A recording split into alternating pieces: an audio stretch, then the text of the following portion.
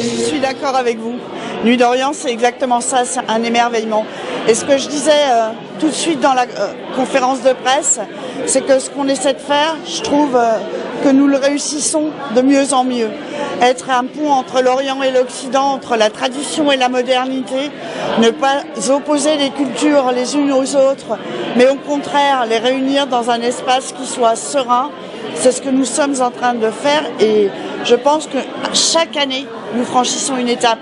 Bien sûr, on a tendance à le dire et à dire oui, cette année c'est encore mieux que la précédente, mais honnêtement, je pense que chaque année, Nuit d'Orient franchit une étape et que cette année, c'est une grande étape qui vient d'être franchie avec la participation du cirque de Tanger. C'est quelque chose qui est extrêmement important pour nous, avec cette mise en perspective par Arnaud Finistre de ce que peut être la vision d'un photoreporter journaliste sur les conflits en Libye. Tout ce dialogue-là, c'est quelque chose qui nous importe énormément. Il ne faut pas oublier que Nuit d'Orient, c'est une rencontre culturelle, une rencontre des habitants de Dijon et plus largement avec les arts et la culture, et qu'il est important de garder cette signature-là. Nous ne sommes pas simplement là pour faire des conférences et des débats. Nous sommes là aussi pour amener à aller voir des spectacles qui donnent du plaisir, qui font réfléchir, qui donnent une autre focale, une autre manière de percevoir les choses. Mais voilà, nous sommes toujours sur l'art et la culture, bien évidemment. Et l'art et la culture disent beaucoup de choses. Un film, quand vous voyez une présentation d'un film comme Le Cochon de Gaza, qui va vous faire rire, mais qui en même temps va vous amener à réfléchir sur ce que sont les histoires entre Israël et Palestine, je trouve que c'est parfois peut-être beaucoup plus efficace qu'un message politique asséné.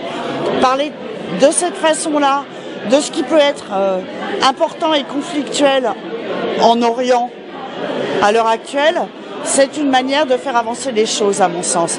Et c'est une manière de créer aussi de la fraternité et de la complicité.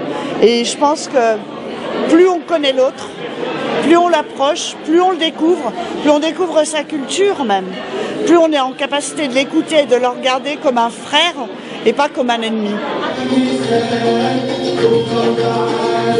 Partenaires, beaucoup de festivals, beaucoup d'ateliers, comme ça a été beaucoup dit pendant le discours et c'est très vrai. Enfin, c'est ma principale impression, c'est que c'est un événement qui réunit beaucoup de monde et tant mieux parce que dans le milieu de la culture, c'est ce qu'on cherche à faire, c'est à partager. Et là, il y a du monde pour ça, donc c'est très bien.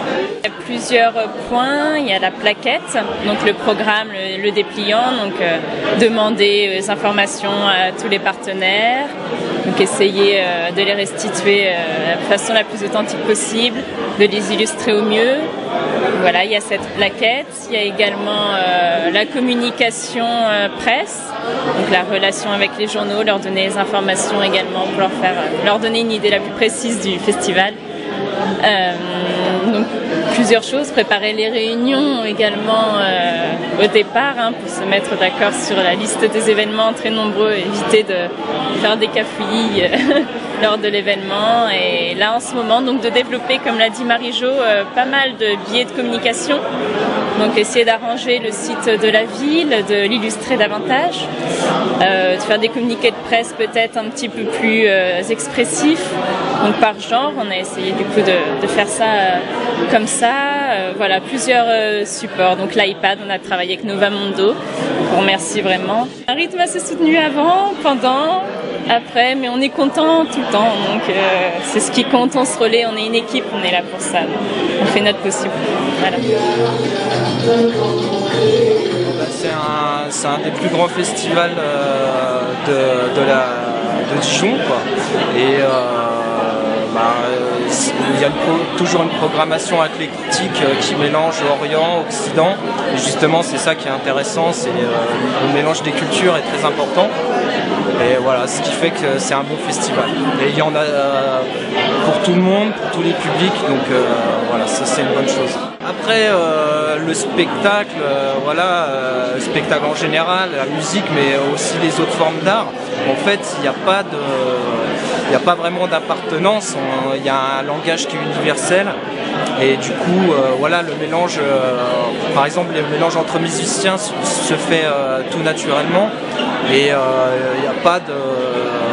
On ne ressent pas cette pression politique, après on la ressent au quotidien, mais sinon, par exemple pour un festival comme là, quand on joue avec des personnes qui viennent du Maghreb, justement, ça fait un mélange, mais on ne part pas vraiment des problèmes, on fait de la musique ensemble et puis on se fait plaisir.